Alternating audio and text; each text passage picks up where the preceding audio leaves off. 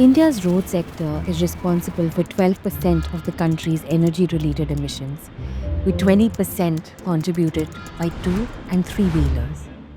The last mile delivery market is projected to grow by $165.6 billion between 2022 to 2027. India is on an ambitious path to decarbonize its road transport sector and move to electric mobility systems with a focus on public transport and commercial vehicles. However, it is unclear how women are benefiting from this transition, as they constituted 12% of all driving licenses in 2019 and only 4 to 7% of delivery drivers in 2021. A gender equitable transition to electric two wheelers can enable women's mobility and employment while transitioning to low carbon transport pathways. Concerted action will be required by national, state, and local governments along with industry and civil society organizations. The path forward, central government. Niti Aayog could collaborate with key ministries to conduct a baseline research on the gendered ownership and use of electric two-wheelers across India, understand regional differences, and formulate a pathway for action. The Ministry of Heavy Industries can create a multi-stakeholder working group to develop a roadmap for increasing women's employment in the EV and the EVSE value chain. The Ministry of Power can create a gender-sensitive checklist to assess and approve charging points. CPOs can use it to self-certify their charging points when obtaining approval for electricity connections. State nodal and allied agencies can use the checklist to review and grant approval of charging points. The Urban Catalyst developed such a framework which was used to audit 45 charging points each in Delhi and in Chennai. The audits revealed that 46% and 64% of the charging points in Chennai and Delhi were operational, respectively. This translates to one charging point for every 103 EVs in Delhi and one charging point for every 455 EVs in Chennai, compared to 6 to 20 EVs for one public charger globally. The Ministry of Road Transport and Highways can update Form 20 to collect gender disaggregated data at the time of registration of all vehicles, including EVs. This will assist in monitoring vehicle asset ownership among women. The city of Stockholm in Sweden has been doing this since 2010. The path forward, state governments. State governments must review and revise their EV policies to develop gender-responsive visions, goals, and set targets for adoption of electric two-wheelers among women. An additional purchase subsidy can be provided to women for electric two-wheelers to bring cost parity in the total cost of ownership. The total cost of ownership, or TCO, for electric two-wheelers is 29% to 71% higher for women as compared to men in Delhi and Chennai, largely due to difference in vehicle utilization. Men travel 1.3 to 1.7 times more than their female counterparts, depending on whether the use is for commercial or personal purposes. An additional purchase subsidy for women in Delhi and Tamil Nadu, with a focus on Chennai, reduces the TCO by 15% to 39%. This, along with institutional support in driving training and licensing processes, financing, and charging infrastructure, could result in higher use of electric two-wheelers among women.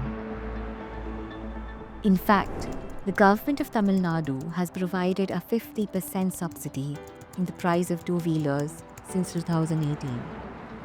In Orissa, an interest-free loan of up to 1 lakh rupees was provided to women working as Mission Shakti Federation leaders and community support staff. EV policies then provide a skilling to employment subsidy to encourage private skilling institutes to forge partnerships with OEMs and other stakeholders to offer learning to earning courses and attract women to these roles. Department of Training and Education at state levels should include driving instructors and electric two-wheeler technician courses in industrial training institutes, or ITIs, and collaborate with OEMs for placement support. These courses could include EV maintenance tools, vehicle specifications, diagnostics, repairs, and troubleshooting of electric and auxiliary system of electric vehicles. Including gender experts in the state EV cell to provide expertise in mobility, finance, and community engagement will support the state nodal agencies in increasing women's uptake of EV in the state and increase women's employment in the EV value chain.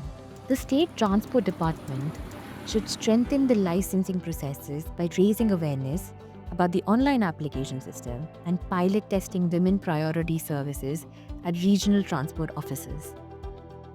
The path forward: industry and civil society organizations.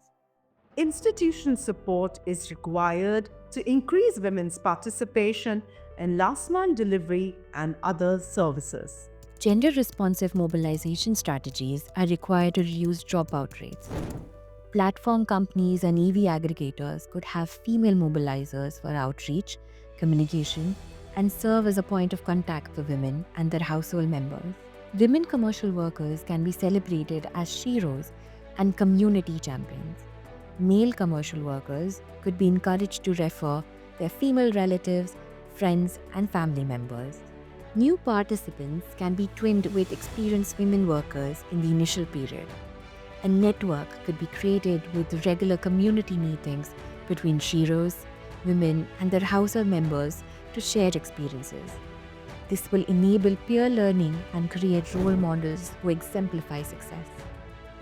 Organizations such as Azal Foundation, Even Cargo, Movo, and Atmanirbhar are filling the gap of providing ICE and electric two-wheeler driving training to women along with soft skills, self-defense, and digital literacy, and repair and maintenance of electric two-wheelers. This training could also include information on various models of electric two-wheelers and financing options to own their own EV asset. OEMs should provide targeted information to female users on electric two-wheelers and their functionalities such as weight, the ease of parking, storage capacity, and how their digital tools ease the process of navigation in plains, driving on hilly terrains, and slopes.